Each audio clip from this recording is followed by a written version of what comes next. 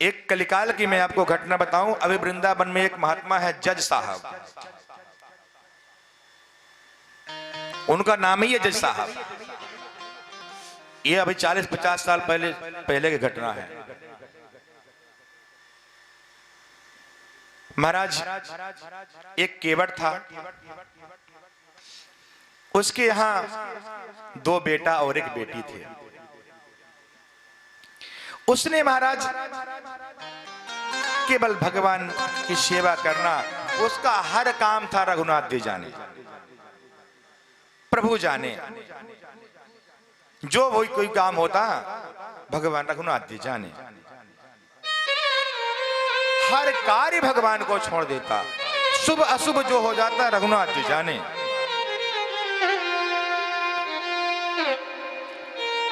दो बेटे थे, एक बिटिया थी। बिटिया शादी योग्य हो गई। जब बिटिया शादी योग्य हो जाती है तो माँ बाप को बड़ी चिंता होती है कि अपने बेटी का हाथ पीला कर दूं। हमारा सबसे बड़ी जिम्मेदारी। और उनके बच्चों ने कहा, पिताजी धन तो है नहीं अपने पास, एक काम करो, गांव में जो है मुखिया जी, उनसे कुछ पैसा कर्ज में ले लेते हैं और बहन का विवाह कर देते हैं। हम लोग परदेश जाएंगे, सूद से उनका वापस कर देंगे। हाँ, ये तो बात तुमने अच्छी कही, पर रघुनाथ जी जाने, जैसा रघुनाथ जी की इच्छा।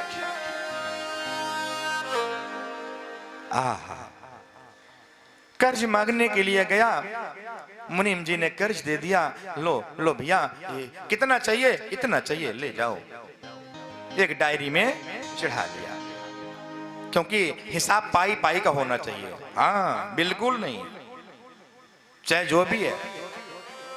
प्रेम संबंध अलग है, व्यापार बिजनेस में हम जो कर उसमें पाई पाई का हिसाब होना चाहिए।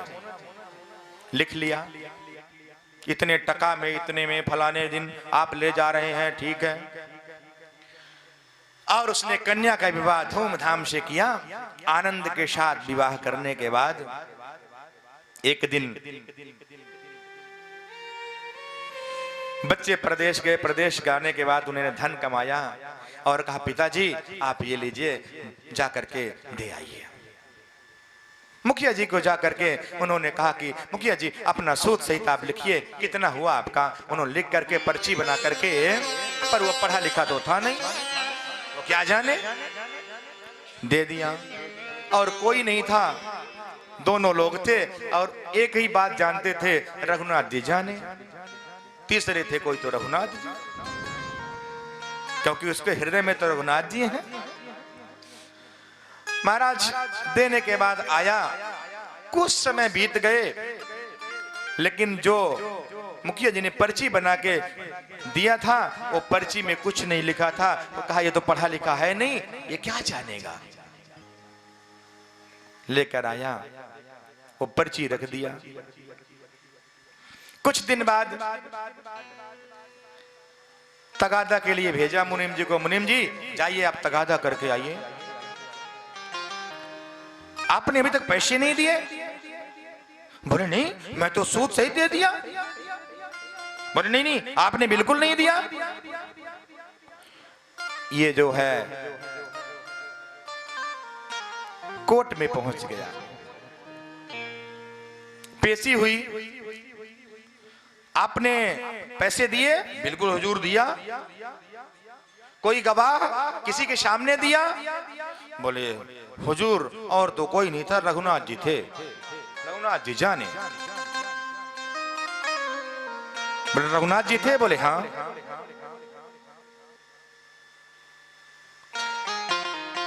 मुखिया जी से पूछा, आपने पैसे मिले?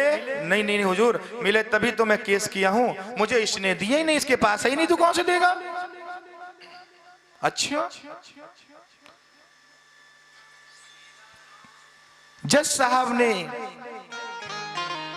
एक लेटर रघुनाथ जी के नाम से जारी कर दिया। रघुनाथ जी हाजिर हो, वो लेकर के पूरे जगह भ्रमण किया, रघुनाथ जी तो कहीं है ही नहीं है। गांव में किसी से पूछा, भैया रघुनाथ जी कहीं है? बोले गांव में तो कोई नहीं, रघुनाथ जी का एक मंदिर है। अच्छा, तो वहां गया तो पुजारी जी महाराज बैठे हुए थे, लेकिन जो केवट था वो पहले जाकर के मिल लिया था। पूजा भगवान के चरणों में गया, बोले पुजारी जी हमने उनको दे दिया था, लेकिन फिर भी उन्होंने केस कर दिया, और रघुनाथ जी आप ही मेरी लाज बचाना, क्योंकि वो मंदिर की रोज सेवा करता था। उसका काम था कि मैं रोज मंदिर की सेवा करना और ठाकुर जी के चरणों में। रघुनाथ जी आप मेरे हो ना, मैं आपका हूं। रघुनाथ जी आप मेरे हो, मैं आपका हूं।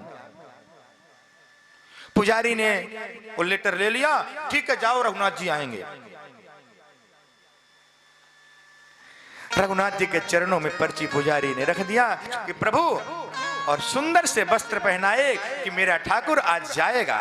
विश्वास था उसे कि आज मेरा ठाकुर जाएगा। और जैसे ही जज साहब ने हाजिरी लगाई, भाई मुखिया जी और केवट साहब पहुंचे। रघुनाथ जी हाजिर हो। इधर मेरे ठाकुर जी ने मंदिर से चल दिया, एक डोकरे का भेष बनाया और डंडा लेकर के चौखट पे। दूसरी बार आज रघुनाथ जी हाजिर हो। उनसे पूछे भाई तुम्हारे गवाह कहां है रघुनाथ जी? बोले रघुनाथ जी तो अभी नहीं आएंगे प्रभु। बोले आएंगे? बोले हाँ। इतने में तीसरी आवाज लगी, रघुनाथ जी गेट पे पहुंच गए। हाँ हुजूर। अच्छा आप रघुनाथ जी हैं? जी हुजूर। आपके सामने इन्होंने पैसा दिया था? जी हुजूर। कितना दिया था? पूरा बही खाता बता दिया। कोई प्रूफ? बोले हाँ हुजूर। इनके अलमारी में ऊपर के खंदे में चौथी नंबर डायरी में बिल रखा हुआ है, जाके निकाल लाइए।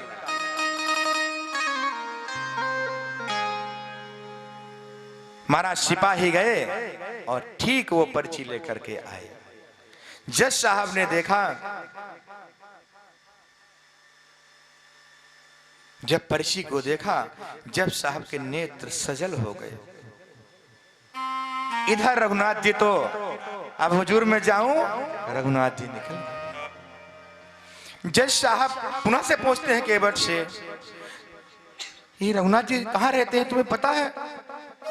बोले हुजूर मैं तो देखा। जज साहब ने पुनः पूछा। बोले हुजूर मुझे नहीं पता, पर रघुनाथ जी जाने। मैंने तो देखा नहीं, पर रघुनाथ जी जाने। जज साहब ने उसी समय कुर्सी छोड़ी कि साक्षात नारायण आया और मैं अपनी कुर्सी में बैठा रहा, मैं उठा तक नहीं। मैंने प्रभु को नहीं पहचान पाया। वहां से तुरंत सब कुछ त्याग के इस्तीफा दे करके वृंदावन में जा करके पागलों की तरह टोलने लगे कि साक्षात मेरा प्रभु आया और मैंने उसे पहचान नहीं पाया। वो जज साहब के नाम से प्रसिद्ध हो गए। धन्य है मेरा ठाकुर। तो कहने का मतलब है कि भाव में है, यदि भाव में आप बुलाओगे तो निश्चित है आ जाएगा। ऐसा नहीं है कि आएगा। वृंदावन की बहुत सी सच्ची घटना है।